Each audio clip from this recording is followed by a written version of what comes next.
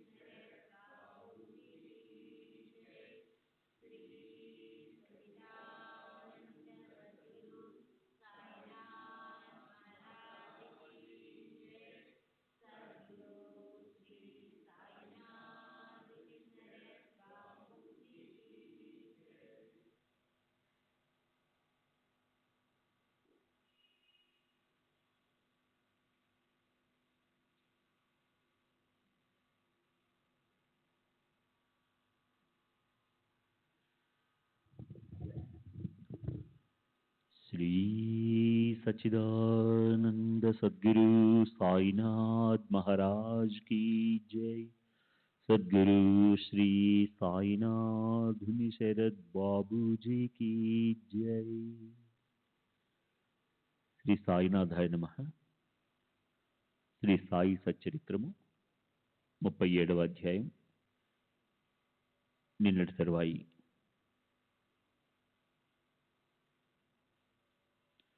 నానాసాహెబ్ నిమోన్కర్ గిర్రున తిరుగు కుచ్చుల ఛత్రమును పట్టుకొని చుండెను. బాబూసాహెబ్ జోగ్ ఒక వెండి పళ్ళెములో బాబా పాదములు కడిగి అర్ఘ్యపాద్యములు అర్పించి చేతులకు గంధము పూసి తాంబూలమునిచ్చుచుండెను. బాబా గద్దెపై కూర్చొని ఉండగా తాత్య మొదలగు భక్తులు వారి పాదములకు నమస్కరించుచుండిరి. బాలీసుపై ఆనుకుని బాబా కూర్చుని ఉండగా భక్తులు ఇరువైపులా చామరలతోనూ వ్యసనకర్రలతోనూ విసురుచుండిరి. అప్పుడు శ్యామ చిలుమును తయారు చేసి తాత్యాకు ఇవ్వగా అతడు ఒక పీల్పు పీల్చి బాబాకి ఇచ్చుచుండెను. బాబా పీల్చిన పిమ్మట భక్త మహల్సాకిచ్చిడివారు. తదుపరి ఇతరులకు లభించుచుండెను. జడమగు చిలుము ధన్యమైనది. మొట్టమొదట అది అనేక తప పరీక్షలకు ఆగవలసి వచ్చెను. కుమ్మరులు దానిని త్రొక్కుట, ఎండలో ఆరబెట్టుట, నిప్పులో కాల్చుట వంటివి సహించి తుదకు అది బాబా ముద్దుకు హస్తస్పర్శకు నోచుకున్నది. ఆ ఉత్సవము పూర్తి అయిన పిమ్మట భక్తులు పూలదండలను బాబా మెడలో వేసివారు. వాసన చూచుటకు పువ్వుల గుత్తులను చేతికిచ్చేవారు. బాబా నిర్వ్యామోహము అభిమాన రాహిత్యములకు అవతారమొకటి చేత ఈ అలంకరణములను గాని మర్యాదలను గాని లెక్కబెట్టువారు కారు. భక్తులందరూ అనురాగముచే వారి సంతుష్టి కొరకు వారి ఇష్టానుసారం చేయుటకు ఒప్పుకొనుచుండిరి. ఆఖరకు బాపు సాహెబ్ జోగ్ సర్వ లాంఛనములతో హారతినిచ్చేవాడు. హారతి సమయంలో బాజా భజంత్రి మేళతాళములు స్వేచ్ఛగా వాయించేవారు. హారతి ముగిసిన పిమ్మట భక్తులు ఆశీర్వాదమును పొంది బాబాకు నమస్కరించి ఒకరి తర్వాత ఒకరు తమ తమ ఇంట్లోకి పోవచుండిరి. చిలుము అత్తరు పన్నీరు సమర్పించిన పిమ్మట తాత్య ఇంటికి పోవుటకు లేవగా బాబా ప్రేమతో అతనితో ఇట్లనను, నన్ను కాపాడుము, నీకు ఇష్టమున్నచో వెళ్ళుము గాని రాత్రి ఒకసారి వచ్చి నా గురించి కనుగొనుచుండుము. అట్లనే చేయుదుననుచు తాత్య చావడి విడిచి గృహమునకు పోవచుండెను. బాబా తన పరుపును తానే అమర్చుకునేవారు. 50-60 దుప్పట్లను ఒకదానిపై ఇంకొకటి వేసి దానిపై నిద్రించువారు. మనము కూడా ఇప్పుడు విశ్రమించదము. ఈ అధ్యాయమును ముగించక ముందు భక్తులకు ఒక మనవి. ప్రతిరోజు రాత్రి నిద్రించక ముందు సాయిబాబాను వారి చావడి ఉత్సవమును జ్ఞప్తికి తెచ్చుకున్నాడు. 37వ అధ్యాయం సంపూర్ణము. సద్గురు శ్రీ సాయినాథ అర్పణమస్తు. శుభం భవతు. శ్రీ సాయినాథాయ నమః. శ్రీ సాయి సచ్చరిత్రము 38వ అధ్యాయం. ప్రస్తావన: బాబా వంటపాత్ర, నానాసాహెబు దేవాలయమును అగౌరవించుట, కాల, ఒక గిన్నెడు మజ్జిగ. ఈ అధ్యాయంలో బాబాగారి చావడి ఉత్సవం, గత అధ్యాయంలో బాబాగారి చావడి ఉత్సవం వర్ణించింది. ఈ అధ్యాయంలో మనము బాబా వంటపాత్ర మొదలు వాని గురించి చదివేదము. ప్రస్తావన: ఓ సద్గురు సాయి, నీవు పావనమూర్తివి. ప్రపంచమంతటికి సంతోషమును ప్రసాదించితివి. భక్తులకు మేలు కలిగజేసితివి. నీ పాదములను ఆశ్రయించిన వారి బాధలను తొలగించితివి. నిన్ను శరణుదొచ్చిన వారిని ఉదార స్వభావుడొకటిచే వారిని పోషించి రక్షించెదవు. నీ భక్తుల కోరికలు నెరవేర్చుటకు, వారికి మేలు చేయుట కొరకు నీవు అవతరించెదవు. పవిత్రాత్మైన ద్రవసారమును బ్రహ్మమునుడు అచ్చులో పోయగా దాని నుండి యోగులలో అలంకారమగు సాయి వెడలెను. ఈ సాయి ఆత్మారాముడే. స్వచ్ఛమైన దైవిక ఆనందమునకు వారు పుట్టినిల్లు. జీవితేచ్ఛలన్నీ పొందిన వారై వారు భక్తులను నిష్కాములను చేసి విముక్తులు చేసిరి. బాబా వంటపాత్ర. యుగ యుగములకు శాస్త్రములు వేరువేరు సాధనములను ఏర్పాటు చేసి ఉన్నవి.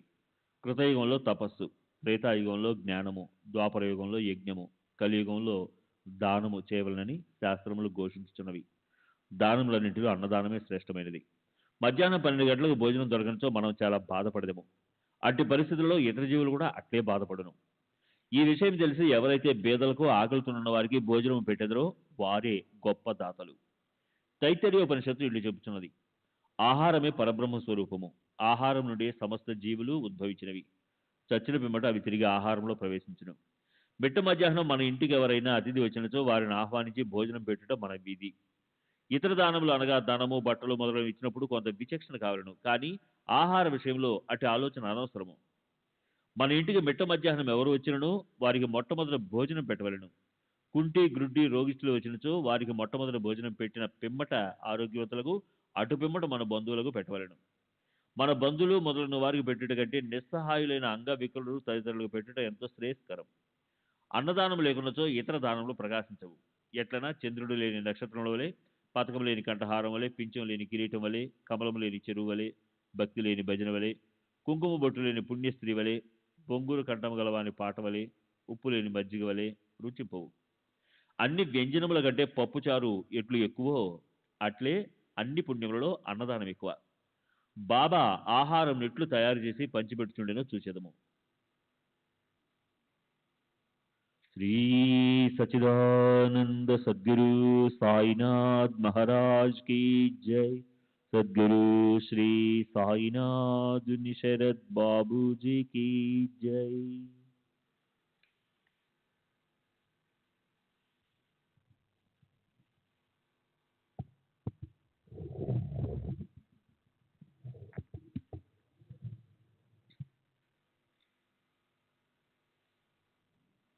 బాబా కొరకు చాలా తక్కువ భోజనం కావలసి ఉండెను. అది కొన్ని ఇండ్ల నుండి భిక్షాటనం చేసి భిక్షాటన చేసి తెచ్చుకునే వారని ఇదివరకే తెలుసుకుంటిమి. ఏనాడైనా అందరికీ భోజనం పెట్టవల్లని బాబా నిశ్చయించుకొనుచో మొదటి నుంచి చివరి వరకు కావలసిన ఏర్పాట్లన్నీ వారే స్వయంగా చేసుకునేవారు. ఈ విషయమై వారితరులపై ఆధారపడలేదు. ఎవరికిని బాధ కలుగు చేయలేదు. మొట్టమొదట బజార్కు వెళ్ళి ధాన్యము, పిండి, మసాలా దినుసులు మొదలైనవి అన్నీ నగదనిచ్చుకొనేటివారు. వారే విసురుచుండేటివారు. మసీదు ముందున్న ఖాళీ స్థలంలో మధ్యన పొయ్యిని పెట్టి దానిపై పెద్ద వంట పాత్రలో కొలత ప్రకారం నీళ్లు పోసి పెట్టేటివారు. వారి వద్ద వంట పాత్రలు 2 కలవు. ఒకటి పెద్దది 100 మందికి సరిపోవునది. రెండవ చిన్నది 50 మందికి మాత్రం సరిపోవునది. ఒక్కొక్కప్పుడు చక్కెర పొంగలి వండేవారు. మరొకప్పుడు మాంసం పులావ్ వండేవారు. ఒక్కొక్కప్పుడు పప్పుచారు ఉడుకునప్పుడు గోధుమ పిండి బిళ్ళలు అందులోనికి వదిలేవారు. మసాలా వస్తువులను చక్కగా నూరి దానిని వంట పాత్రలో వేసేవారు. పదార్థములు చాలా రుచిగా నుండుటకు ఎంత శ్రమ తీసుకోనవలెనో అంత శ్రమను పడుచుండేటివారు. అప్పుడప్పుడు అంబలి వండేటివారు. అనగా జొన్న పిండిని నీళ్లలో నుడకబెట్టి దానిని మజ్జిగలో కలుపుచుండేటివారు. భోజన పదార్థంతో ఈ అంబలిని కూడా అందరికీ కొంచెం కొంచెంగా పెట్టేటివారు. అన్నం సరిగా ఉడికిందో లేదో అని పరీక్షించుటకు బాబా తన కప్ని పైకెత్తి చేతిని నిర్భయంగా మరుగుచున్న డేగేస్లో పెట్టి కలుపుచుండేటివారు. వారి ముఖమునందు భయచిహ్నములు కానీ చేయి కాలినట్టు కానీ కనిపించేది కాదు. వంట పూర్తి కాగానే బాబా ఆ పాత్రలను మసీదులోకి తెచ్చి మౌలిచే ఆరగింపు పెట్టించేవారు. మొట్టమొదట కొంత మహల్సాపతికి తాత్యాకు ప్రసాదంగా పంపించిన పిమ్మట మిగతా దాన్ని భేదవాండ్రకు దిక్కులేని వారికి సంతృప్తిగా పెడుతుండ్రి. బాబా స్వయంగా తన చేతులతో తయారు చేసి స్వయంగా వడ్డించగా భోజనం చేసిన వారు నిజంగా ఎంతో పుణ్యాత్తులు, అదృష్టవంతులై ఉండవలను.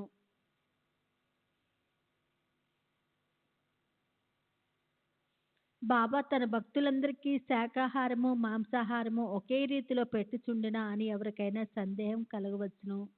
దీని జవాబు సులభము, సామాన్యమైనది. ఎవరు మాంసాహారులో అట్టివారికే ఆ వంట పాత్రలోనికి పెట్టేవారు. మాంసాహారులు కాని వారి నా పాత్రను కూడా ముట్టనీయలేదు. వారి మనసుల్లో దీన్ని తినుట కోరిక కూడా కలుగనిచ్చేది వారు కారు.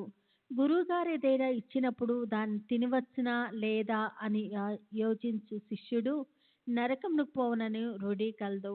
దీన్ని శిష్యులు బాగా గ్రహించి నెరవేర్చుచుండెరో లేదో చూచుటకు బాబా ఒక్కొక్కప్పుడు పరీక్షించుచుండెడివారు. దీనికి ఒక ఉదాహరణము. ఒక ఏకాదశి నాడు దాదా కేల్కర్కు కొన్ని రూపాయలిచ్చి గోర్బాల్కు పోయి మాంసం కొన్ని తెమ్మనెను. ఇతడు సనాతనాచార పరాయణుడగు బ్రాహ్మణుడును ఆచారవంతుడును.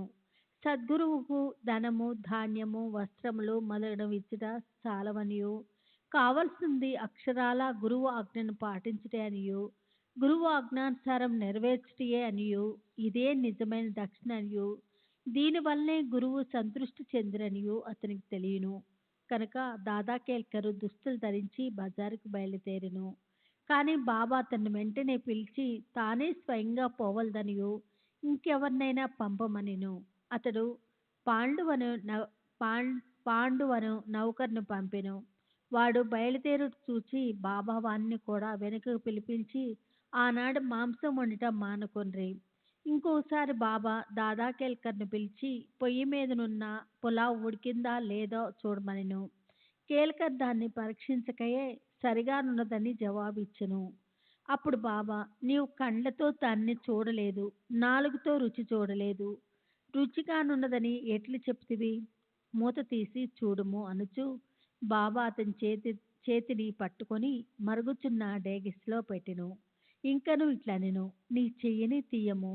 నీ ఆచారం ఒక ప్రక్కకు పెట్టి థ్రెడ్డుతో తీసి కొంచెం ప్లేట్లో వేసి సరిగా ఉడికిందా లేదా తెలుసుకొనుము. తల్లి మనసున నిజమైన భ్రమ జనించినప్పుడు ఆమె తన బిడ్డను గిల్లి ఆ బిడ్డ ఏడ్చినప్పుడు దాన్ని కౌకులించుకొని ముద్దు పెట్టుకొనును.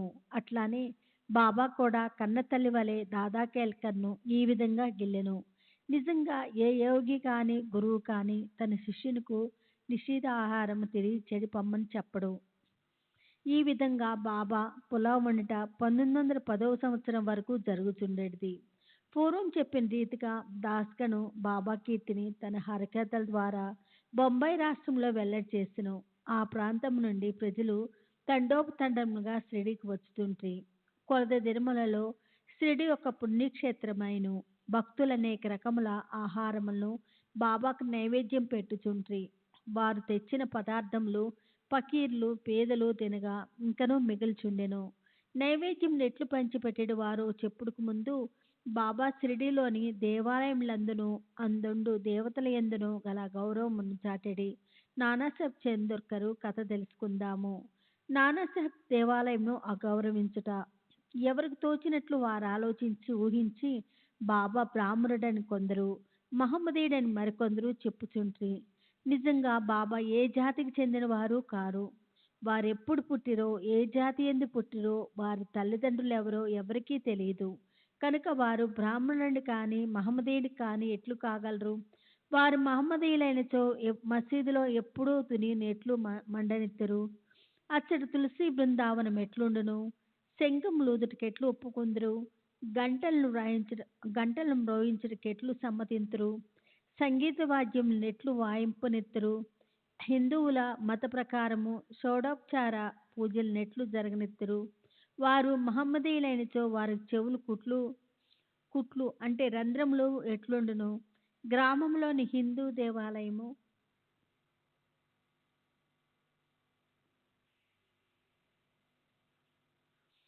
దేవాలయములన్నిటినీ ఏల మరమ్మతు చేయించిరి. బాబా హిందూ దేవాలయములను దేవతలను ఏమాత్రం అగౌరవించినను ఊరుకునేటి వారు కారు. ఒకనాడు నానాసాహెబ్ చందోర్కరు తన షడ్డుకుడగు బినీవాల్యాతో షిరిడీకి వచ్చెను. బాబా వద్ద కూర్చొని మాట్లాడుచుండగా నానా మీద బాబా హఠాత్తుగా కోపగించి, నా సావాసం ఇన్నాళ్ళు చేసియు నిట్లేలా చేసితివి అనెను. నానాసాహెబ్ మొదట దీన్ని గ్రహించలేకపోయిను. కనుక అదేమిటో వివరించవలసిందిగా ప్రార్థించెను. కోపురగాం నుండి షిరిడీకి ఎట్లు వచ్చుతవని బాబా అతన్ని అడిగెను. నానాసాహెబ్ వెంటనే తన తప్పు గ్రహించెను. సాధారణంగా షిరిడీ పోవునప్పుడల్లా నానాసాహెబ్ కోపురగాంలో దిగి దత్తదర్శనం చేసుకునేవాడు. కానీ ఈసారి తన బంధువు దత్తభక్తుడైనప్పటికీ అతన్ని కూడా వెళ్ళనీక ఆలస్యమైపోవునని చెప్పుచూ తిన్నగా షిరిడీకి చేర్చెను. ఇదంతయు బాబాకు తెలియచేయుచు తాను గోదావరిలో స్నానం చేయనప్పుడు ఒక ముళ్ళు పాదంలో గుచ్చుకొని తనను చాలా బాధ పెట్టినని చెప్పెను. బాబా అది కొంతవరకు ప్రాయోచితమే అనుచు ఇక మీదట జాగ్రత్త అని హెచ్చరించెను. కాల అంటే మిశ్రమము. ఇక నైవేద్యం ఎట్లు పంచిపెట్టెడు వారో చూచిదము. హారతి పిమ్మట భక్తులందరికీ ఊదితో తమ ఆశీర్వాదములు ఇచ్చి పంపివేసిన పిమ్మట బాబా మసీదులోనికి పోయి నింబార్ వైపు వీపు పెట్టి కూర్చుంచుండ్రి. కుడివైపు ఎడంవైపు భక్తుల్లో కూర్చుంచుండ్రి. నైవేద్యం తెచ్చిన భక్తులు పళ్ళెములను మసీదులో పెట్టి బాబా ఆశీర్వాదములకై ఊదికై కనిపెట్టుకొని బయట నిలుచుండ్రి. అన్ని రకముల ప్రసాదములు బాబాకు వచ్చుచుండెడివి. పూరీలు, మండెగలు, బబ్బట్లు, బాసుంతి, సాంజా, పరమాన్నము మొదలగునవన్నీ ఒకే పాత్రలో వేసి బాబా ముందుంచువారు. బాబా దీన్ని దైవమునకు అర్పించి పావనమొనర్చుచుండెను. అందులో కొంత భాగము బయట కనిపెట్టుకుని ఉన్నవారికి పంచి తక్కినది బాబాకు అటు ఇటు 2 వరుసల్లో కూర్చున్న భక్తులు సంతృష్టిగా తినుచుండ్రి. శ్యామ నానాసాహెబ్ నిమోన్కరు వడ్డించువారు. వచ్చిన వారి సౌకర్యములను వీరు చూచువారు. వారా పని అతి జాగ్రత్తగాను ఇష్టంగాను చేయుచుండ్రి. తిన్నట్టు ప్రతిరేణువు కూడా తృప్తియు సత్తువియు కలుగు చేయుచుండెను. అది అట్టి రుచి ప్రేమ శక్తి కలిగిన ఆహారము. అది సదా శుభ్రమైనది, పవిత్రమైనది. ఒక గిన్నెడు మజ్జిగ. ఒకనాడు హెమ్మట్ పంత్ మసీదులో అందరితో కడుపు నిండా తినెను. అట్టి సమయమున బాబా అతనికి ఒక గిన్నెడు మజ్జిగ త్రాగమని ఇచ్చెను. అది తెల్లగా చూచుడికింపుగా నుండెను. కానీ అతని కడుపులో ఖాళీ లేనట్లుండెను. కొంచెం పీల్చగా అది మిక్కిలి రుచిగా నుండెను. అతని గుంజాటనం కనిపెట్టి బాబా అతనితో ఇట్లనెను, దానినంతయు త్రాగము, నీకిక మీదట ఇట్టి అవకాశం దొరకదు. అతడు వెంటనే దాన్నంతయు త్రాగెను. బాబా పలుకులు సత్యమైను. ఏళ్ళ త్వరలో బాబా సమాధి చెందిరి. పాఠకులారా, హేమాడ్ పంతుకు మనం నిజంగా నమస్కరించవలను. అతడు గిన్నెడు మజ్జిగను ప్రసాదంగా త్రాగెను. కానీ మనకు కావలసినంత అమృతమును బాబా లేలేల రూపంగా ఇచ్చెను. మనము ఈ అమృతమును గిన్నెలతో త్రాగి సంతృష్టి చెంది ఆనందించడం కాక. 38వ అధ్యాయం సంపూర్ణము. సద్గురు శ్రీ సాయినాథార్పణమస్తు. శుభం భవతు. శ్రీ సచితానంద సద్గురు సాయినాథ్ మహారాజ్ కీ జై. సద్గురు శ్రీ సాయినాథుని శరత్ బాబూజీ కీ జై. శ్రీ సాయినాథాయ నమః. శ్రీ సాయి సచ్చరిత్రము 39వ అధ్యాయము. ప్రస్తావన. భగవద్గీత శ్లోకమునకు బాబా చెప్పిన అర్థము. సమాధి మందిర నిర్మాణము. ఈ అధ్యాయంలో భగవద్గీత యందు గల ఒక శ్లోకమునకు బాబా చెప్పిన అర్థమున్నది. కొందరు బాబాకు సంస్కృతం తెలియదనియు, అది నానాసాహెబ్ చందోర్కర్ చెప్పినదనియు అనుటచే హేమాడ్ పంత్ 50వ అధ్యాయంలో ఈ సంగతిని విశదీకరించెను. 2వ అధ్యాయములలోనూ ఒకే విషయములుండుటచే రెండూను ఇందులో పొందుపరచడమైనది. ప్రస్తావన. షిరిడీ పవిత్రమైనది, ద్వారకామాయి పావనమైనది. ఏలన శ్రీ సాయి అచటనే నివసించుచు, తిరుగుచు, మసలుచు తుదకు అక్కడనే సమాధి పొందిరి. షిరిడీ గ్రామ ప్రజలు ధన్యులు. వారి సర్వకార్యములను బాబా నెరవేర్చుచుండును. బాబా వారి కొరకే చాలా దూరం నుండి అచటకు వచ్చెను. మొదట షిరిడీ చాలా చిన్న గ్రామము. సాయిబాబా అచట నివసించుటచే దానికి గొప్ప ప్రాముఖ్యము వచ్చెను. తుదకది పవిత్రమై యాత్రాస్థలమాయెను. అచట నుండు స్త్రీలు కూడా ధన్యులు. బాబా యందు వారి భక్తి నిస్సంశయముగా పరిపూర్ణమైనది. బాబా మహిమను వారు స్నానం చేయునప్పుడు, విసురునప్పుడు, రుబ్బునప్పుడు, ధాన్యము దంచునప్పుడు, తదితర గృహ కృత్యములు చేయునప్పుడు పాడుచుండెడివారు. వారి భక్తి ప్రేమలు పావనములు. వారు చక్కని పాటలు పాడుచుండెడివారు. అవి పాడిన వారికి, విన్నవారికి మనశ్శాంతి కలుగజేయుచుండును. భగవద్గీత శ్లోకమునకు బాబా చెప్పిన అర్థము. బాబాకు సంస్కృతం వచ్చునని నమ్మువారుండరు.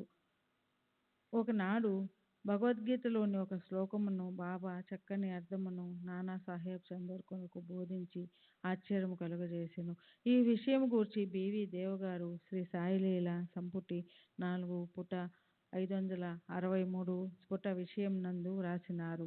వారు స్వయంగా నానా సాహెబ్ చందోర్కర్ వద్ద నుంచి కొన్ని సంగతులు తెలుసుకొనుటచే ఆ వృత్తాంతము ఈ దిగువన ఇవ్వబడెను. నానాసాహెబ్ చందోర్కర్ వేదాంతమును బాగా చదివినవారు. ఆయన భగవద్గీతను వివిధ వ్యాఖ్యానములతో చదివి ఉన్నందున తన పాండిత్యమునకు గర్వించుచుండెను. బాబాకి ఈ విషయం గాని సంస్కృతం గాని తెలియదని ఆయన అభిప్రాయము. అందుచే ఒకనాడు బాబా అతని గర్వం అణచెను. ఆ తొలి రోజులలో భక్తులు గుంపులు గుంపులుగా రానప్పుడు బాబా భక్తుల సంశయములు తీర్చుటకు ఒంటరిగా వారితో మసీదులో మాట్లాడుచుండిరి. బాబా దగ్గర నానా కూర్చొని వారి కాళ్ళు ఒత్తుచు నోటిలో ఏదో గొనుగుకొనుచుండెను. బాబా: నానా, ఏమి గొనుగుచున్నావు? బాబా: నానా, సంస్కృత శ్లోకమును వల్లించుచున్నాను. బాబా: ఏ శ్లోకము? నానా: భగవద్గీతలోనిది. బాబా: గట్టిగా చదువుము. నానా: భగవద్గీత 4వ అధ్యాయము 34వ శ్లోకము ఈ క్రింది విధముగా చదివెను: తద్వినితి ప్రణిపాతేన పరిప్రశ్నేన సేవయా ఉపదేక్షాంతి తే జ్ఞానం జ్ఞానిన తత్వదర్శినః. బాబా: నానా, అది నీకు బోధపడినదా? అవును. బాబా: నీకు తెలిసినచో నాకు చెప్పుము.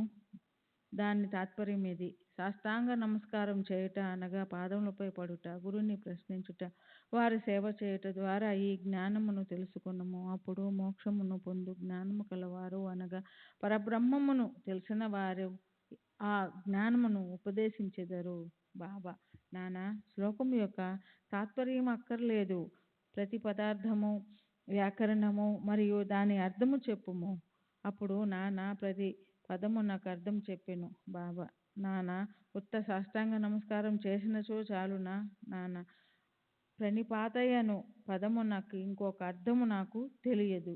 ప్రణిపాత అనగా సాష్టాంగ నమస్కారం అని నాకు తెలియను. బాబా: పరిప్రశ్న అనగా ఏమి నాన్న? ప్రశ్నలు అడుగుట. బాబా: ప్రశ్న అనగానేమి నాన్న?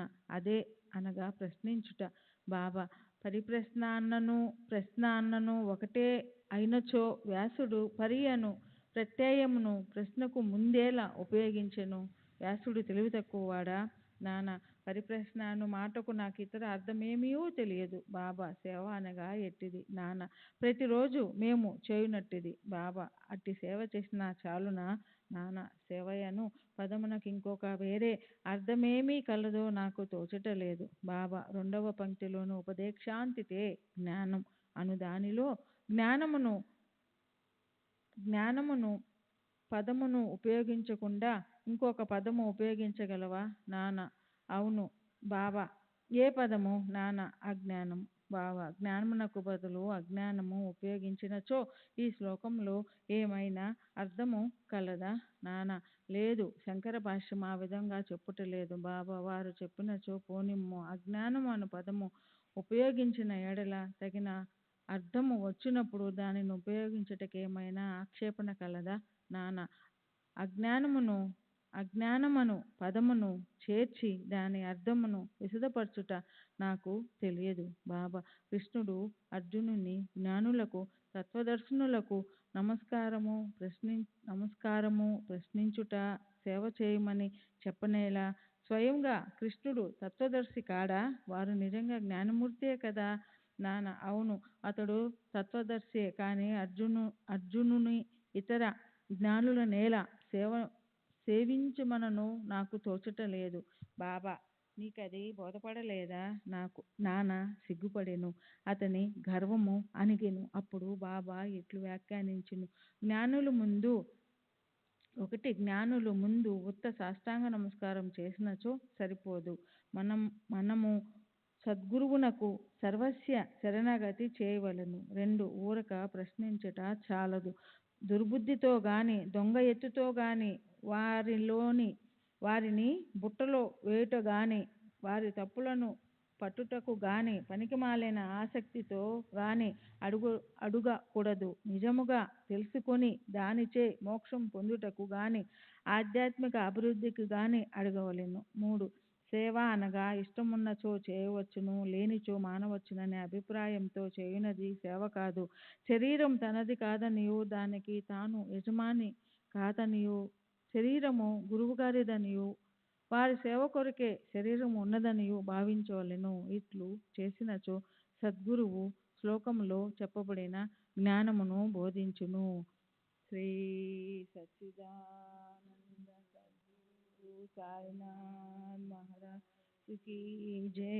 సద్గురు శ్రీ సాయినాథ్ శరత్ బాబూజీ కీ జై. గురువు అజ్ఞానమును బోధించుననగా నాన్నకు అర్థం కాలేదు.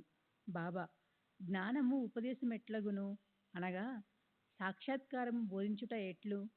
అజ్ఞానమును నశింపజేయుటయే జ్ఞానము. జ్ఞానేశ్వర మహారాజు ఇట్లు చెప్పియున్నారు: అజ్ఞానమును తొలగించుట ఇట్లు.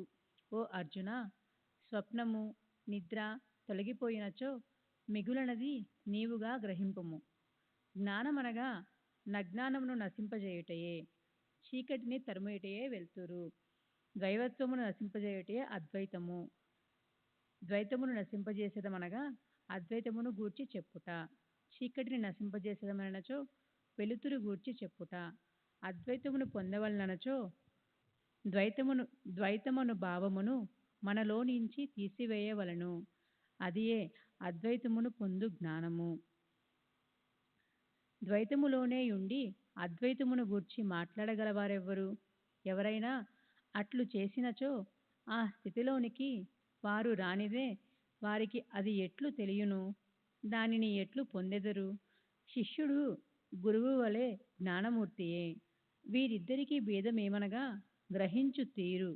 గొప్ప సాక్షాత్కారము, ఆశ్చర్యకరమైన మానవాతీత సత్వము, మహాశక్తిమత్వము మరియు ఐశ్వర్య యోగము. సద్గురువు నిర్గుణుడు, సచ్చిదానందుడు. వారు మానవాకారమున అవతరించుట, జగత్తును మానవాళిని ఉద్ధరించుటకు మాత్రమే. దాని వలన వారి అసలైన నిర్గుణ స్వభావము కొంచెము కూడా వికారము చెందదు. వారి సత్యస్వరూపము దైవిక శక్తి, జ్ఞానము తరగకుండా ఉండును. శిష్యుడు కూడా అట్టి స్వరూపము కలవాడే. కానీ అతని అనేక జన్మల అజ్ఞానము తానే శుద్ధ చైతన్యమను సంగతిని కప్పివేయును. అతడు నేను సామాన్య నికృష్ట జీవుడను అనుకొనును. గురువు ఈ అజ్ఞానమును మూలముతో తీసివేయవలను, తగిన ఉపదేశము ఇవ్వవలను. లెక్కలేనన్ని జన్మల నుంచి సంపాదించిన అజ్ఞానమును గురువు నిర్మూలించి ఉపదేశించవలను. ఎన్నో జన్మల నుంచి తాను నికృష్ట జీవుడననుకున్న శిష్యునికి గురువు నీవే దైవము, శక్తియుతుడవు, ఐశ్వర్యశాలివి అని బోధించును. అప్పుడు శిష్యుడు కొంచెం కొంచెంగా తానే దైవమని గ్రహించును. తాను శరీరమనియు, తానొక జీవిననియు లేదా అహంకారమనియు, దేవుడు లోకము తనకంటే వేరనియు తలంచు నితాంత భ్రమ అనేక జన్మల నుంచి వచ్చుచున్న దోషము, దానిపై ఆధారపడి చేసిన కర్మల నుండి వానికి సంతోషము, విచారము ఈ రెంటి యొక్క మిశ్రమము కలుగును. ఈ భ్రమను, ఈ దోషమును, ఈ మూల అజ్ఞానమును గూర్చి అతడు విచారమారంభించవలను. ఈ అజ్ఞానం ఎట్లు అంకురించినది, అది ఎక్కడ ఉన్నది అను దానిని చూపటయే గురూపదేశం అందరు. ఈ దిగువ వివరించినవి అజ్ఞాన లక్షణములు. 1. నేను జీవిని అంటే ప్రాణిని. 2. శరీరమే ఆత్మ అంటే నేను శరీరమును. 3. భగవంతుడు, ప్రపంచము, జీవుడు వేర్వేరు. 4. నేను దేవుడను కాను. 5. శరీరం ఆత్మ కాదని తెలుసుకొనుకుండుట. 6. దేవుడు, జీవుడు, ప్రపంచము ఒకటే అని తెలియకుండుట. ఈ తప్పులన్నీయూ చూపించినదే శిష్యుడు దేవుడనగా, ప్రపంచమనగా, శరీరమనగానేమో తెలియచాలడు. వానితో వానికి ఎట్టి సంబంధము కలదో, ఒకటి ఇంకొకటి కంటే వేరైనదా, లేక రెండునూ ఒకటేనా అను సంగతి గ్రహింపజాలడు. ఈ సంగతులను బోధించుటకు, వాని అజ్ఞానము నశింపజేయుటకు చెప్పునది జ్ఞానమా అజ్ఞానమా? జ్ఞానమూర్తి అయిన జీవునకు జ్ఞానోపదేశమేలా చేయనేలా? ఉపదేశమనది వాని తప్పును వానికి చూపి వాని అజ్ఞానమును నశింపజేయుట కొరకే. బాబా ఇంకనూ ఇట్లా అనెను. 1. ప్రణిపాతమనగా శరణాగతి చేయుట. 2. శరణాగతి అనగా తన శరీరము, మనస్సు, ధనముల ఐశ్వర్యము నర్పించుట. 3. శ్రీకృష్ణుడు అర్జునుని ఇతర జ్ఞానులను ఆశ్రయించమనమేలా? సద్భక్తుడు సర్వము వాసుదేవమయముగా భావించును. భక్తుడు ఏ గురువునైనా శ్రీకృష్ణునిగానే భావించును. గురువు శిష్యుని వాసుదేవుడుగాను, శ్రీకృష్ణుడు ఇద్దరిని తన ప్రాణము, ఆత్మలుగాను భావించును. అటువంటి భక్తులు, గురువులు కలరని శ్రీకృష్ణుడు తెలిసియుండుటచే వారిని గూర్చి అర్జునునికి చెప్పెను. అట్టి వారి గొప్పతనము హెచ్చి అందరికీ తెలియవలననియే కృష్ణుడట్లా పేర్కొనెను. సమాధి మందిర నిర్మాణము. బాబా తాను చేయ నిశ్చయించుకొనిన పనుల గూర్చి ఎప్పుడూనూ మాట్లాడువారు కారు, ఏమీ సందడి చేయువారు కారు. సంగతి సందర్భములను, వాతావరణమును మిక్కిలి యుక్తిగా నేర్పరిచి తప్పనిసరి పరిస్థితులు కలిగించుచుండువారు. అందుకు సమాధి మందిర నిర్మాణము ఒక ఉదాహరణము. నాగపూర్ కోటీశ్వరుడు శ్రీమాన్ బాపూసాహెబ్ బూటి షిరిడీలో సకుటుంబముగా ఉండేవాడు. అతనికి అచట సొంత భవనముండినా బాగుండునని ఆలోచన కలిగెను. కొన్నాళ్ల పిదప దీక్షిత్వాడాలో నిద్రించుచుండగా అతనికి ఒక దృశ్యము కనిపించెను. బాబా స్వప్నములో అగుపడి ఒక వాడాను మందిరంతో సహా నిర్మించమనెను. అచ్చట నిద్రించుచున్న శ్యామకు కూడా అట్టి దృశ్యము కనిపించెను. బాపూసాహెబ్ లేచి శ్యామ ఏడ్చుచుండడు చూచి కారణం అడిగెను. శ్యామ ఇట్లు చెప్పెను. బాబా నా దగ్గరకు వచ్చి ఒక మందిరముతో సహా వాడాను నిర్మింపుము, నేను అందరి కోరికలను నెరవేర్చెదనను. బాబా ప్రేమ మధురమైన పలుకులు విని భావావేశమున మైమరిచితిని. నా గొంతుకు ఆర్చుకుని పోయెను. నా కండ్ల నుండి నీరు కారుచుండెను.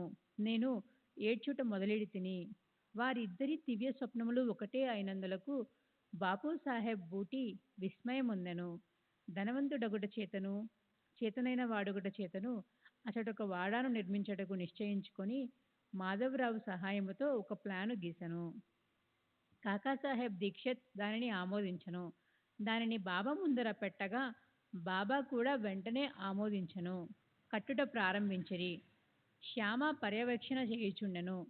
భూమ్యపర గ్రహము భూగృహము బావి పూర్తి అయ్యెను. బాబా కూడా లెండికి పోవునప్పుడు తిరిగి వచ్చినప్పుడు కొన్ని మార్పులను సూచించుచు సలహాలను ఇచ్చుచుండెను. మిగిలిన పని అంతయు బాపు సాహెబ్ జోగును చూడమొనిరి. అది నిర్మించున్నప్పుడు బాపు సాహెబ్ బూటీకి ఒక ఆలోచన కలిగెను. చుట్టూ గదులుండి దాని మధ్యన ఒక విశాలమైన హాలులో మురళీధరుని అంటే శ్రీకృష్ణుని ప్రతిమను ప్రతిష్ఠ చేయవలనని తట్టెను. బాబాకి ఈ సంగతి తెలియజేసి వారి అభిప్రాయమును కనుగొనవలనని శ్యామకు చెప్పెను. వాడా ప్రక్క నుంచి బాబా పోవుచుండగా వారిని శ్యామ ఈ విషయం అడుగగా బాబా అందులకు సమ్మతించి దేవాలయం పూర్తి కాగానే నేనే అచ్చట నివసించుటకు వచ్చేదను అని వాడా వైపు చూచుచూ వాడా పూర్తి అయిన పిమ్మట మనమే దానిని ఉపయోగించుకొనవలను. మనమందరము అచ్చట ఉందుము. అందరూ కలిసిమెలిసి ఆడుకుందుము. ఒకరినొకరు కౌగిలించుకొని సంతోషముగా ఉండవచ్చును అనెను. దేవస్థాన మధ్య మందిరము కట్టుట కది తగిన శుభ సమయమా అని శ్యామ అడగగా బాబా సమ్మతించుటచే శ్యామ కొబ్బరికాయ తెచ్చి పగలగొట్టి పనిని ప్రారంభించెను. కొద్ది కాలములో పని పూర్తి ఆయెను. మురళీధర్ విగ్రహము తయారు చేయుటకు ఆజ్ఞాపించిరి. అది తయారు కాకమునిపే క్రొత్త సంగతి జరిగెను. బాబాకు తీవ్రమైన జ్వరము వచ్చెను.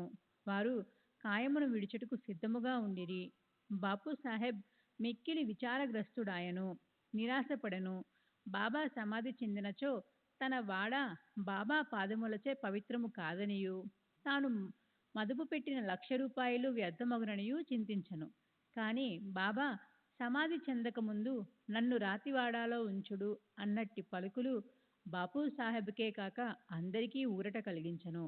సకాలమున బాబా పవిత్ర శరీరమును మధ్య మందిరములో పెట్టి సమాధి చేసిరి. ఇట్లు మురళీధరుని కొరకు నిర్ణయించిన స్థలమునందు బాబాను సమాధి చేయుటచే బాబాయే మురళీధరుడనియు బూటీవాడాయే సమాధి మందిరమనియు అర్థము గ్రహించవలను. వారి విచిత్ర జీవితము లోతును కనుగొన శక్యము కాదు. తాను కట్టించిన వాడాలో బాబా పవిత్ర శరీరము సమాధి ఒకటచే బాపు సాహెబ్ బూటి మిగుల ధన్యుడు, అదృష్టశాలి. 39వ అధ్యాయం సంపూర్ణము. సద్గురు శ్రీ సాయినాథార్పణమస్తు. శుభం భవతు. శ్రీ సచ్చిదానంద సద్గురు సాయినాథ్ మహారాజ్ కీ జై. సద్గురు శ్రీ సాయినాథుని శరణ్ బాబూజీ కీ జై. శ్రీ సాయి సచ్చరిత్రము 40వ అధ్యాయము. ఈ అధ్యాయములో 2 కథలు చెప్పుదుము. దహనులో బీవి దేవుగారింటికి వారి తల్లి ఆచరించిన ఉద్యాపన వ్రతమునకు బాబా వెళ్ళుట, బాంద్రాలోని హేమాడ్ పంత్ ఇంటికి హోళీ పండుగ నాడు భోజనమునకు పోవుట. ప్రస్తావన: శ్రీ సాయి సమర్థుడు ఆవనమూర్తి తన భక్తుల ఇహపర విషయములందు తగిన సలహాలనిచ్చి జీవిత పరమావధిని పొందునట్లు చేసి వారిని సంతోషపెట్టును. సాయి తన హస్తమును భక్తుల తలపై పెట్టి తమ శక్తులను వారిలోనికి పంపించి భేదభావమును నశింపచేసి అప్రాప్యమును ప్రాప్తింపచేయును. వారు తమ భక్తుల ఎడ భేదము లేక తమకు నమస్కరించిన వారిని ఆదరముతో అక్కున చేర్చుకొనిడివారు. వర్షాకాలములో నదులు కలియు సముద్రము వలె బాబా భక్తులతో కలిసి తమ శక్తిని, స్థాయిని శిష్యులకిచ్చును. దీనిని బట్టి ఎవరైతే భగవద్భక్తుల లీలలను పాడెదరో వారు భగవంతుని లీలను పాడిన వారి కంటే గాని అంతకంటే ఎక్కువగానే దేవుని ప్రేమకు పాత్రులగుదరని తెలియవలెను. ఇక ఈ అధ్యాయంలోని కథల వైపు మరలదుము. దేవుగారింట ఉద్యాపన వ్రతము. దహనులో బీవి దేవుగారు మమల్తాదారుగా ఉండెను. వారి తల్లి 25-30 నోములు నోచెను. వాని ఉద్యాపన చేయవలసి ఉండెను. ఈ కార్యములో 100-200 మంది బ్రాహ్మణులకు భోజనము పెట్టవలసి ఉండెను. ఈ శుభకార్యమునకు ముహూర్తము నిశ్చయమైను. దేవుగారు బాపు సాహెబ్ జోగ్ గారికి ఒక లేఖ వ్రాసిరి. అందులో బాబా ఈ శుభకార్యమునకు దయచేయవలయుననియు వారు రాకున్నచో అసంతృప్తికరముగా ఉండుననియు వ్రాసెను. జోగ్ ఆ ఉత్తరము చదివి బాబాకు వినిపించెను. మనఃపూర్వకమైన విజ్ఞాపనను విని బాబా ఇట్లనెను: నన్నే గుర్తుంచుకొను వారిని నేను మరువను. నాకు బండి గాని, టాంగా గాని, రైలు గాని, విమానము గాని అవసరము లేదు. నన్ను ప్రేమతో పిలుచు వారి వద్దకు నేను పరిగెత్తిపోయి ప్రత్యక్షమయ్యేదను. అతనికి సంతోషమైన జవాబు వ్రాయుము. నీవు నేను ఇంకొకరు సంతర్పణకు వచ్చేదమని వ్రాయుము. జోగ్ బాబా చెప్పినది దేవునకు వ్రాసెను. దేవుగారెంతో సంతసించిరి. కానీ బాబా రహతా, రూయి, నీమ్గాం దాటి ప్రత్యక్షముగా ఎక్కడికి పోరని ఆయనకు తెలియను. బాబాకు అవశ్యమైనదేమీ లేదు. నాకు వారు సర్వాంతర్యామి అగుటచే హఠాత్తుగా ఏ రూపమునైనా వచ్చి తమ వాగ్దానమును పాలించవచ్చుననుకొనెను. ఉద్యాపనకు కొద్ది రోజులు ముందుగా బెంగాలీ దుస్తులను ధరించిన సన్యాసి ఒకడు గో సంరక్షణకై సేవ చేయుచు దహను స్టేషన్ మాస్టరు వద్దకు చందాలు వసూలు చేయు మిషతో వచ్చెను. స్టేషన్ మాస్టరు సన్యాసిని ఊరిలోనికి పోయి మమల్తాదారుని కలుసుకొని వారి సహాయంతో చందాలు వసూలు చేయమనెను. అంతలో మమల్తాదారే అచటికి వచ్చెను. స్టేషన్ మాస్టరు సన్యాసిని దేవుగారికి పరిచయమనర్చెను. ఇద్దరు ప్లాట్ఫారం మీద కూర్చొండి మాట్లాడిరి.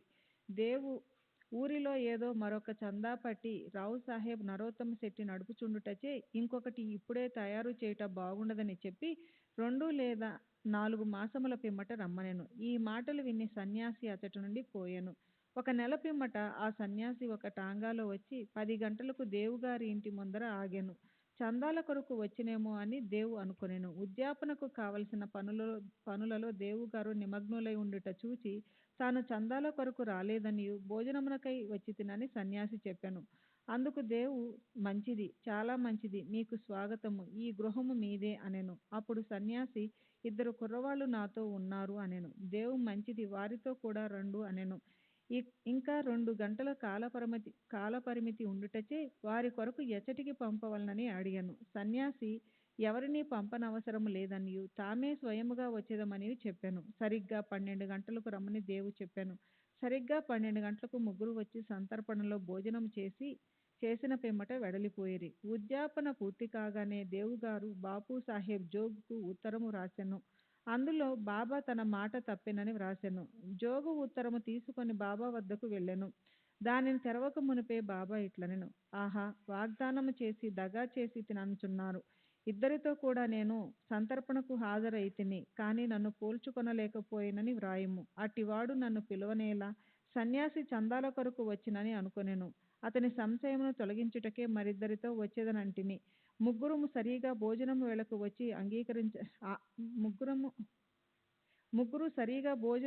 వచ్చి ఆరగించలేదా? నా మాట నిలబెట్టుకొనుటకు ప్రాణములైనా విడిచెదను. నా మాటలను నేనెప్పుడు పొల్లు చేయను. ఈ జవాబు జోగు హృదయములో ఆనందము కలుగజేసెను. బాబా సమాధానమంతయు దేవుగారికి వ్రాసెను. దానిని చదువుగానే దేవుకు ఆనంద బాష్పములు దొరలెను. అనవసరముగా బాబాను నిందించినందులకు పశ్చాత్తాపడెను. సన్యాసి మొదట రాకచే తానెట్లు మోసపోయెనో, సన్యాసి చందాలకు వచ్చుట, మరిద్దరితో కలిసి భోజనమునకు వచ్చేదనను మాటలు తాను గ్రహించలేక మోసపోవుట మొదలైనవి అతనికి ఆశ్చర్యము కలుగజేసెను. భక్తులు పూర్ణముగా సద్గురువును శరణు వేడినచో వారు తమ భక్తుల ఇండ్లలో శుభకార్యములను సవ్యముగా నెరవేరునట్లు చూచెదరు అనున్నది ఈ కథ వల్ల స్పష్టమగుచున్నది. శ్రీ సచిదానంద సద్గురు సాయినాథ్ మహారాజ్ కీ జై. సద్గురు శ్రీ సాయినాథ్ శరద్ బాబూజీకి జై. హేమాడ్ పంత్ ఇంటికి ఫోటో రూపంలో వెళ్ళుట. ఇక బాబా తన ఫోటో రూపమున సాక్షాత్కరించిన భక్తుని కోరిక నెరవేర్చిన మరొక కథను చెప్పుదుము. 1917వ సంవత్సరం హోళీ పండుగ నాడు వేకువజామునే హేమాడ్ పంత్కు ఒక దృశ్యము కనిపించింది. చక్కని దుస్తువులు ధరించిన సన్యాసి వలె బాబా కనిపించి నిద్ర నుండి లేపి ఆనాడు భోజనముకు వారింటికి వచ్చిదనని చెప్పాను. ఇట్లు తనను నిద్ర నుంచి లేపినది కూడా కలలోనే భాగమే. నిజముగా లేచి చూసేసరికి సన్యాసి గాని బాబా గాని కనిపించలేదు. స్వప్నమును బాగుగా గుర్తుకు తెచ్చుకొనగా సన్యాసి చెప్పిన ప్రతి మాట జ్ఞాపకమునకు వచ్చెను. బాబా గారి సహవాసము 7 సంవత్సరముల నుండి ఉన్నప్పటికీ, బాబా ధ్యానమును ఎల్లప్పుడూ చేయుచున్నప్పటికీ బాబా తన ఇంటికి వచ్చి భోజనం చేయునని అతడు అనుకోనులేదు. బాబా మాటలకు మిగులు సంతసించి తన భార్య వద్దకు పోయి, ఒక సన్యాసి భోజనముకు వచ్చునుగాక, కొంచెము బియ్యము ఎక్కువ పోయవలెనని చెప్పెను. అది హోళీ పండుగ దినము. వచ్చిన వారు ఎవరని, ఎక్కడి నుంచి వచ్చుచున్నారని ఆమె అడిగెను. ఆమెను అనవసరముగా పెడదారి పట్టించక, ఆమె ఇంకొక విధముగా భావింపకుండునట్లు జరగనట్టుగా చెప్పనించెను. తాను గాంచిన స్వప్నమును తెలియజేసెను. షిరిడీలో మంచి మంచి పిండి వంటలు విడిచి బాబా తన వంటి వారింటికి బాంద్రాకు వచ్చునా అని ఆమెకు సంశయము కలిగెను. అందులకు హేమాడ్ పంతు, బాబా స్వయముగా రాకపోవచ్చు, కానీ ఎవరినైనా పంపవచ్చును, కనుక కొంచెము బియ్యము ఎక్కువ పోచినచో నష్టము లేదనెను. మధ్యాహ్నం భోజనముకై ప్రయత్నములన్నీ చేసిరి. మిట్ట మధ్యాహ్నముకు సర్వము సిద్ధమయ్యెను. హోళీ పూజ ముగిసెను. విస్తరులు వేసిరి, ముగ్గులు పెట్టిరి. భోజనమునకు 2 పక్తులు తీరు, రెండింటి మధ్యన ఒక పీట బాబా కొరకు అమర్చిరి. గృహములోని వారందరూ, కొడుకులు, మనములు, కుమార్తెలు, అల్లుండ్రులు మొదలగు వారందరూ వచ్చి వారి వారి స్థలములను అలంకరించిరి. వండిన పదార్థములు వడ్డించిరి. అందరూ అతిథి కొరకు కనిపెట్టుకుని ఉండేరి. 12 గంటలు దాటినప్పటికీ ఎవరూనూ రాలేదు. తలుపులు వేసి గొళుము పెట్టిరి. అన్నశుద్ధి అయ్యెను, అనగా నెయ్యి వడ్డించిరి. భోజనం ప్రారంభించుట కింద ఒక గుర్తు. అగ్నిహోత్రునకు, శ్రీకృష్ణునకు నైవేద్యము సమర్పించిరి. అందరూ భోజనము ప్రారంభించబోచుండగా మేడ మెట్లుపై చప్పుడు వినిపించెను. హేమాడ్ పంతు వెంటనే పోయి తలుపులు తీయగా 2 మనుషులచ్చట నుండిరి. ఒకరు హాలీ మహమ్మద్, వేరొకరు మౌలానా ఇస్ముజీవర్. ఆ ఇరువురు వడ్డనమంతయు పూర్తయి అందరూ భోజనము చేయుటకు సిద్ధముగా నుండుటను గమనించి హేమాడ్ పంతును క్షమించమని కోరి ఇట్లు చెప్పిరి. భోజన స్థలమును విడిచిపెట్టి మా వద్దకు పరిగెత్తుకుని వచ్చితివి. తక్కిన వారు నీ కొరకు చూసుచున్నారు, కావున ఇదిగో నీ వస్తువుని నీవు తీసుకునుము. ఆ తరువాత తీరుబడుగా వృత్తాంతమంతయు తెలుపుదము. అట్లనుచు తమ సంకలో నుంచి ఒక పాత వార్తాపత్రికలో కట్టిన పటమును విప్పి టేబుల్ పైన పెట్టిరి. హేమాడ్ పంతు కాగితం విప్పి చూసేసరికి అందులో పెద్దదియగు చక్కని సాయిబాబా పటముండెను. అతడు మిగులు ఆశ్చర్యపడెను. అతని మనసు కరిగెను, కండ్ల నుండి నీరు కారెను, శరీరము గగురుపాటు చెందెను. అతడు వంగి పటములోనున్న బాబా పాదములకు నమస్కరించెను. బాబా ఈ విధముగా తన లీలచే ఆశీర్వదించినని అనుకునెను. గొప్ప ఆసక్తితో నీకా పటం ఎట్లు వచ్చినని హాలీ మహమ్మద్ను అడిగెను. అతడు పటము యొక్క అంగడిలో కొంటిననియు, దానికి సంబంధించిన వివరములన్నీయు తరువాత తెలియజేసేదననియు, తక్కిన వారు భోజనమునకు కనిపెట్టుకుని ఉండుటచే త్వరగా పొమ్మని అనెను. హేమాడ్ పంతు వారికి అభినందనలు తెలిపి భోజనశాలలోనికి పోయెను. ఆ పటము బాబా కొరకు వేసిన పీటపై పెట్టి వండిన పదార్థములన్నీ వడ్డించి నైవేద్యము పెట్టిన పిమ్మట అందరూ భుజించి సకాలమున పూర్తి చేసిరి. పటములోనున్న బాబా యొక్క చక్కని రూపమును చూసి అందరూ అమితానంద భరితులయ్యిరి. ఇదంతయు ఎట్లు జరుగునని ఆశ్చర్యపడిరి. ఈ విధముగా బాబా హేమాడ్ పంతుకు స్వప్నములో చెప్పిన మాటలను నెరవేర్చి తన వాగ్దానమును పాలించుకొనెను. ఆ ఫోటోలో వివరములు అనగా అది ఆలీ మహమ్మద్కి ఎట్లు దొరికెను, అతడు ఎందుకు తెచ్చెను, దానిని హేమాడ్ పంతుకి ఎందుకు ఇచ్చెను అనునివి వచ్చే అధ్యాయంలో చెప్పుకుందాం. శ్రీ సచ్చిదానంద సద్గురు సాయినాథ్ మహారాజ్ కీ జై. సద్గురు శ్రీ సాయినాథ్ నిశరద్ బాబూజీ కీ జై.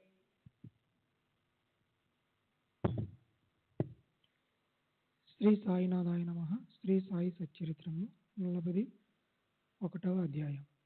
చిత్రపటము యొక్క వృత్తాంతము. గుడ్డబేలులను దొంగలించుట. జ్ఞానేశ్వరి చదువుట. చిత్రపటము యొక్క వృత్తాంతము. గత అధ్యాయంలో చెప్పిన ప్రకారము ఈ అధ్యాయంలో చిత్రపటం యొక్క వృత్తాంతము చెప్పేదాం. గత అధ్యాయంలోని విషయము జరిగిన 9 సంవత్సరములకు అలీ మహమ్మద్ హేమాడ్ పంతును కలిసి ఈ దిగువ కథను అతనికి చెప్పాను. ఒకనాడు బొంబాయి వీధులలో పోవునప్పుడు వీధిలో తిరిగి అమ్మవాని వద్ద అలీ మహమ్మద్ సాయిబాబా పటము కొనెను. దానికి చట్రము కట్టించి తన బాంద్రా ఇంటిలో గోడకు వేలాడదీసెను. అతడు బాబాను ప్రేమించుటచే ప్రతిరోజు చిత్రపటము దర్శనం చేయుచుండెను. హేమాడ్ పంతుకు ఆ పటము ఇచ్చుటకు 3 నెలల ముందు అతడు కాలు మీద కురుపు లేచి బాధపడుచుండెను. దానికి శస్త్రచికిత్స జరిగెను. అప్పుడు అతడు బొంబాయిలో ఉన్న తన బావమరిదియగు నూర్ మహమ్మద్ పీర్బాయ్ ఇంటిలో పడి ఉండెను. బాంద్రాలో తన ఇల్లు 3 మాసముల వరకు మోయబడి ఉండెను. అక్కడ ఎవరూ లేకుండిరి. అచ్చట ప్రసిద్ధి చెందిన అబ్దుల్ రెహమాన్ బాబా, మౌలానీ సాహెబ్, మహమ్మద్ హుసేన్, సాయిబాబా, తాజుద్దీన్ బాబా మొదలగు సజీవ యోగుల పటములు ఉండెను. వానిని కూడా కాలచక్రము విడవలేదు. అతడు వ్యాధితో బాధపడుచు బొంబాయిలో ఉండెను. బాంద్రాలో ఆ పటముల ఎలా బాధపడవలెను? పటములకు కూడా చావు పుట్టకలు ఉన్నట్లు ఉండెను. పటములు అన్నియు వాని వాని అదృష్టము అనుభవించుచుండెను.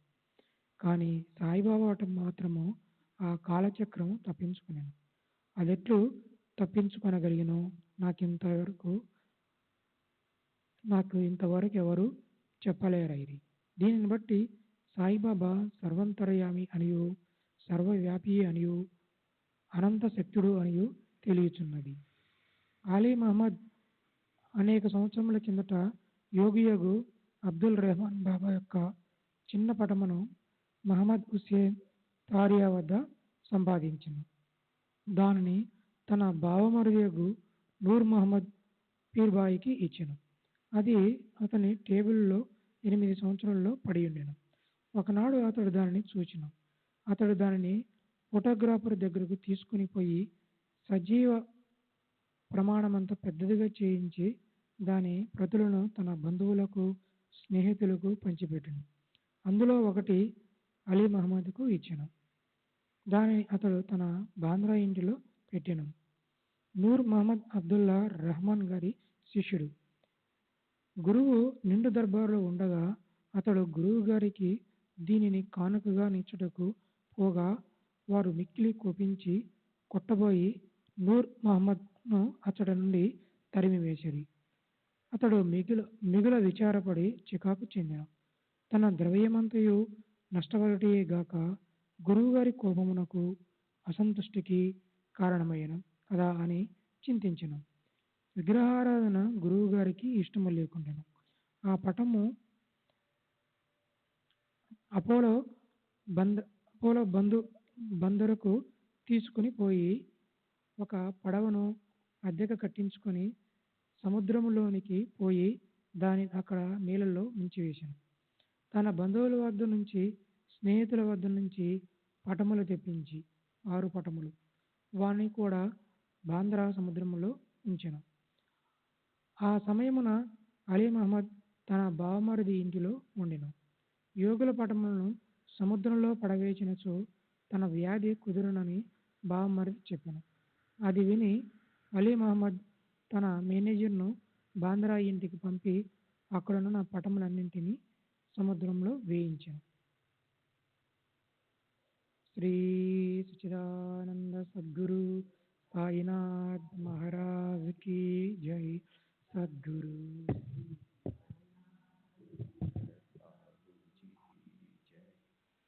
श्री सच्चिदानंद सद्गुरु साईनाथ महाराज की जय. सद्गुरु श्री साईनाथ निसरत बाबूजी की जय. 2 నెలల పిమ్మట ఆలీ మహమ్మద్ తన ఇంటికి తిరిగి రాగా బాబా పటము ఎప్పటి వలె గోడ మీద ఉండుట గమనించి ఆశ్చర్యపడెను. తన మేనేజరు పటములన్నీ తీసివేసి బాబా పటమును ఎట్లు మరిచెనో అతనికే తెలియకుండెను. వెంటనే దానిని తీసి బీరువాలో దాచెను. లేకున్నా తన బావగారు దానిని చూచినచో దానిని కూడా నాశనం చేయనని భయపడెను.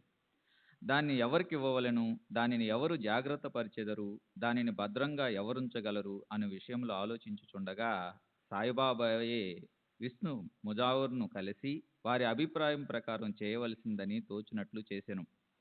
ఆలీ మహమ్మద్ విష్ణు ముజావర్ కలుసుకొని జరిగినదంతయు చెప్పెను. ఇరువురును బాగుగా ఆలోచించి ఆ పటమును హేమాడ్ పంత్కు ఇవ్వ నిశ్చయించిరి. అతడు దానిని జాగ్రత్త పరచునని తోచెను. ఇద్దరును హేమాడ్ పంత్ వద్దకు పోయి సరైన కాలంలో దాన్ని బహుకరించిరి. ఈ కథను బట్టి బాబాకు భూత భవిష్యత్ వర్తమానములు తెలియననియు చాకచక్యంగా సూత్రములను లాగి తన భక్తుల కోరికలు నెట్లు నెరవేర్చుచుంటునో కూడా తెలియచున్నది. ఎవరికైతే ఆధ్యాత్మిక విషయంలో ఎక్కువ శ్రద్ధయో వారిని బాబా ప్రేమించుటే కాక వారిని కష్టములను తొలగించి వారిని ఆనందభరితులుగా చేయుచుండురని రాబోయే కథ వలన తెలియను. గుడ్డపేలికలను దొంగలించుట, జ్ఞానేశ్వరి చదువుట. బివి దేవ్ దహనులో మామల్తదారు. అతడు జ్ఞానేశ్వరిని ఇతర మత గ్రంథములను చదవలనని చాలా కాలం నుండి కోరుచుండెను. భగవద్గీతపై మరాఠీ భాషలో జ్ఞానేశ్వరుడు రాసిన వ్యాఖ్యయే జ్ఞానేశ్వరి. ప్రతిదినము భగవద్గీతలో ఒక అధ్యాయమును ఇతర గ్రంథముల నుండి కొన్ని భాగములను పారాయణ చేయుచుండెను. కానీ జ్ఞానేశ్వరుని ప్రారంభించగానే ఏవో అవాంతరములు ఏర్పడుటచే పారాయణ ఆగిపోచుండెను.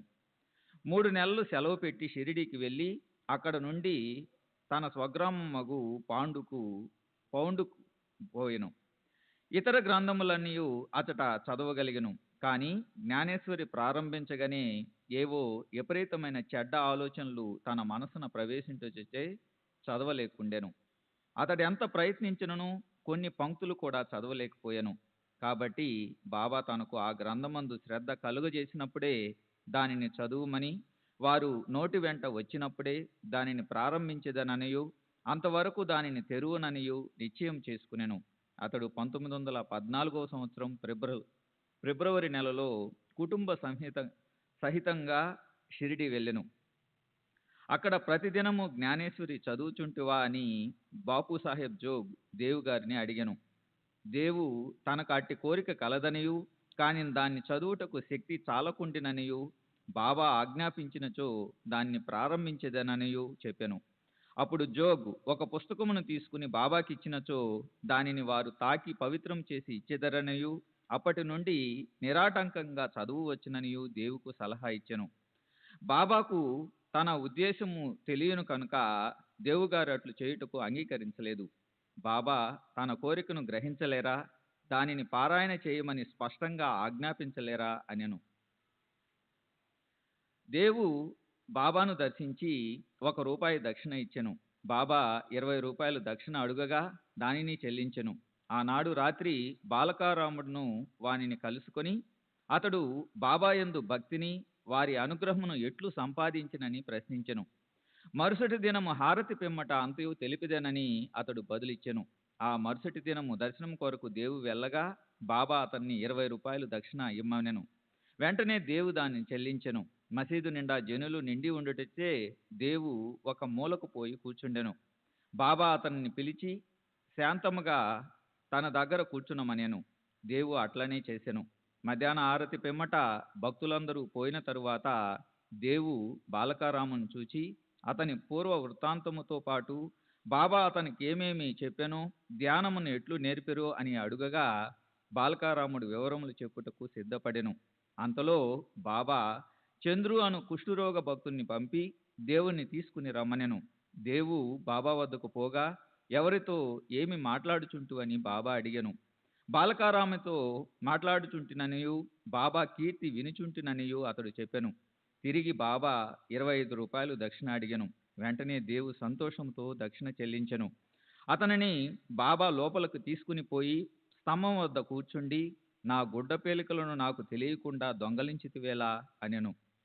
దేవు తనకు ఆ గుడ్డ పేలికల గురించి ఏమీ తెలియదనెను. బాబా అతన్ని వెతుకమనెను. అతడు వెతికెను. కానీ అచ్చట ఏమీ దొరకలేదు. బాబా కోపగించి ఇట్లనెను, ఇక్కడ ఇంకెవరూ లేరు, నీవొక్కడివే దొంగవు. ముసలితనముతో వెంట్రుకలు పండినప్పటికీ ఇచ్చటకు దొంగలించుటకు వచ్చితివా అని కోపగించెను. బాబా మతి చెడిన వాని వలె తిట్టి కోపగించి చివాట్లు పెట్టెను. దేవు నిశ్శబ్దంగా కూర్చుండెను. దేవు తాను శటకా దెబ్బలు కూడా తినునేమో అనుకునెను. 1 గంట తర్వాత బాబా అతన్ని వాడాకు వెళ్ళమనెను. దేవు అచ్చటికేగి జరిగినదంతయు జోక్కు బాలారామునకు తెలియజేసెను. సాయంకాలం అందరినీ రమ్మని బాబా కబురు పంపెను. ముఖ్యంగా దేవుని రమ్మనెను. నా మాటలు వృద్ధుణ్ణి బాధించి ఉండవచ్చును, కానీ అతడు దొంగలించుటచే నేనట్లు పలుకోవలసి వచ్చినని బాబా నుడివెను. తిరిగి బాబా ₹12 దక్షిణ అడిగెను. దేవు దాన్ని వసూలు చేసి చెల్లించి సాష్టాంగ నమస్కారము చేసెను. బాబా ఇట్లనెను, ప్రతిరోజు జ్ఞానేశ్వరుని చదువుము, పోయి వాడాలో కూర్చుండుము, ప్రతినిత్యము కొంచెమైనను క్రమం తప్పక చదువుము. చదువునప్పుడు దగ్గరున్న వారికి శ్రద్ధాభక్తులతో బోధపరిచి చెప్పుము.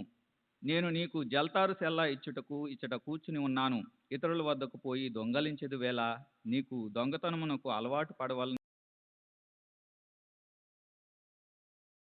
సాయినాథ్ మహారాజ్ కీ జై. సద్గురు శ్రీ సాయినాథుని శరత్ బాబూజీ కీ జై.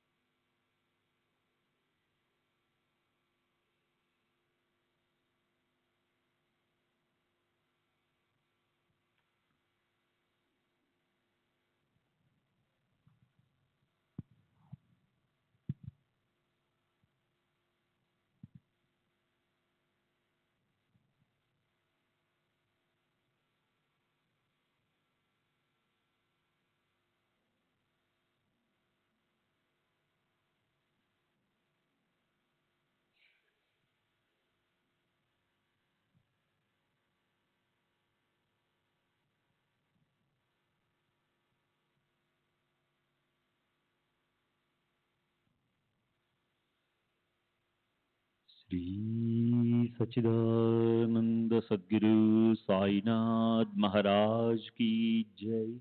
సద్గురు శ్రీ సాయినాథుని శరత్ బాబూజీ కీ జై. साई रहम नजर करना, बच्चों का पालन करना. साई रहम नजर करना, बच्चों का पालन करना. जाना तुमने जगत पसारा, सब ही झूठ जमाना. जाना तुमने जगत पसारा, सब ही झूठ जमाना. साई रहम नजर करना, बच्चों का पालन करना. साई रहम नजर करना, बच्चों का पालन करना. मैं अंधा हूँ बंदा आपका, मुझसे पथ दिखलाना. मैं अंधा हूँ बंदा आपका, मुझसे पथ दिखलाना. साई रहम नजर करना, बच्चों का पालन करना. साई रहम नजर करना, बच्चों का पालन करना. दासगण कहे अब क्या बोलूं, थक गई मेरी रसना. दासगण कहे अब क्या बोलूं, थक गई मेरी रसना. साई रहम नजर करना, बच्चों का पालन करना. साई रहम नजर करना, बच्चों का पालन करना.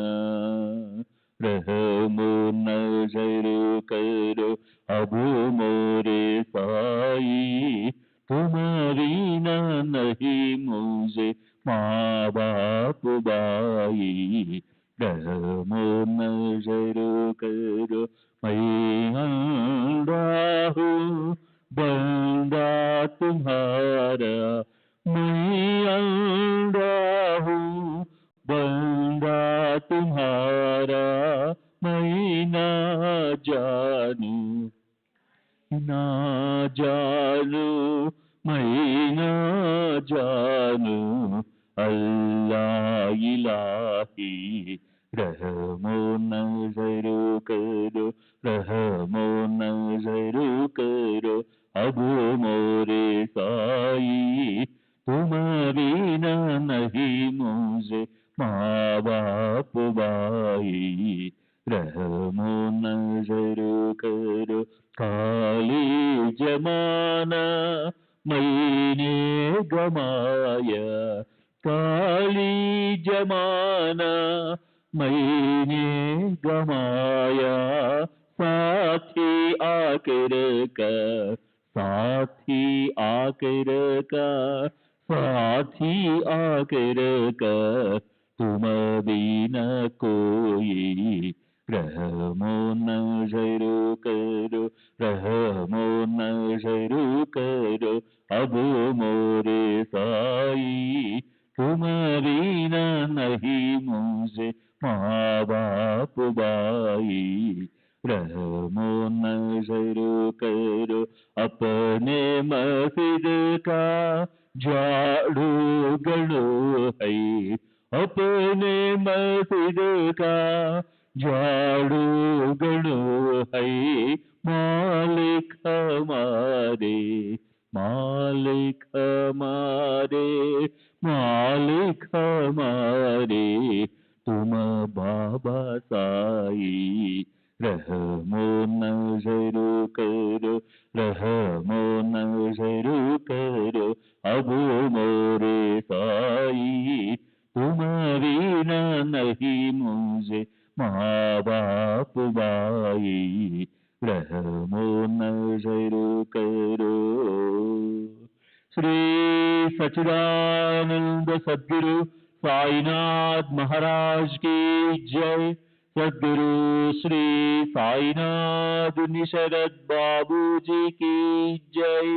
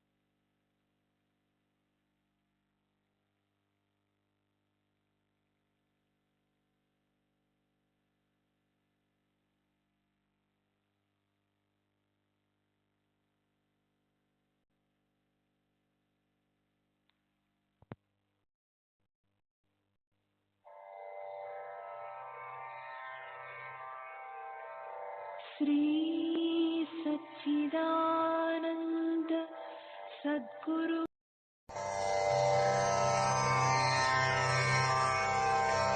श्री सच्चिदानंद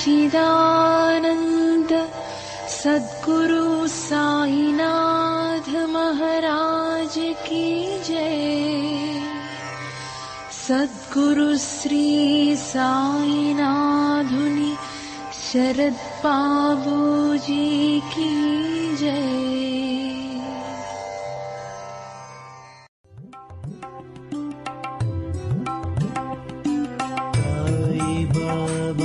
साई बाबा